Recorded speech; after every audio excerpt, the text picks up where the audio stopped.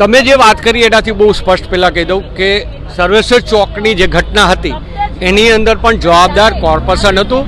ત્યાં કોઈ બિલ્ડિંગના કે અંદર જે માલિકી ધરાવતા લોકોની જવાબદારી નહોતી. કારણ કે જ્યારે કોર્પોરેશન એકવાર ઠરાવ કરીને જગ્યા બિલ્ડરને આપી દીધી હોય પછી કોર્પોરેશનની માલિકી નથી રહેતી. પણ ક્યાંક ને ક્યાંક એને ગેરમાર્ગે દોરવાના પ્રયાસો કોટક સાહેબ દ્વારા કરવામાં આવ્યા હતા. પછી વાત રહી શિવમ હોસ્પિટલની, તો શિવમ હોસ્પિટલ પછી બહુ દોડ્યા બધી હોસ્પિટલો ચેક કરી. ત્યાર પછી કેટલી હોસ્પિટલો ગેરકાયદેસર ઊભી થઈ, કેટલા પાર્કિંગ થઈ ગઈ, કેટલી હોસ્પિટલો, અને બે રસ્તાઓ જે હોવા જોઈએ હોસ્પિટલના એ પણ નથી રહ્યા. એટલે એ પણ એક એને ઢાક પીછોડો કરવામાં આવ્યો છે. ટીઆરપી ગેમ ઝોનની અંદર જે સરકારે એસઆઈટીની જે નિમણૂક કરી છે એમાં ક્યાંક ને ક્યાંક માત્ર ને માત્ર સાગઠિયાને ફોકસ બનાવી અને ગુમરાહ કરવાના પ્રયાસો ચાલે છે.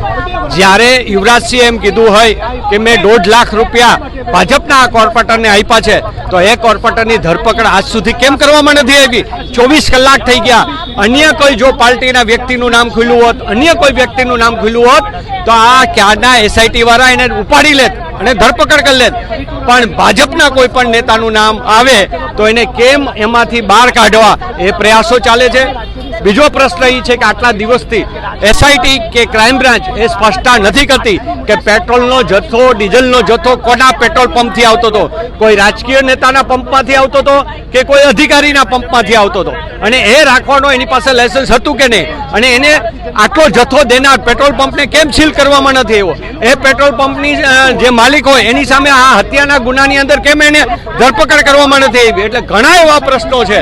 અને ભૂતકાળના જે અધિકારીઓ રહ્યા છે, જે ગેમ ઝોનમાં મજા લીધી છે, એમાં પછી કમિશનર હોય કોર્પોરેશનના કે ભૂતપૂર્વ કલેક્ટર હોય કે આઈપીએસ અધિકારીઓ હોય, જે પણના ફોટાઓ બહાર આવ્યા છે એને આની અંદર કેમ હત્યામાં ગુનામાં લેવામાં નથી આવ્યા?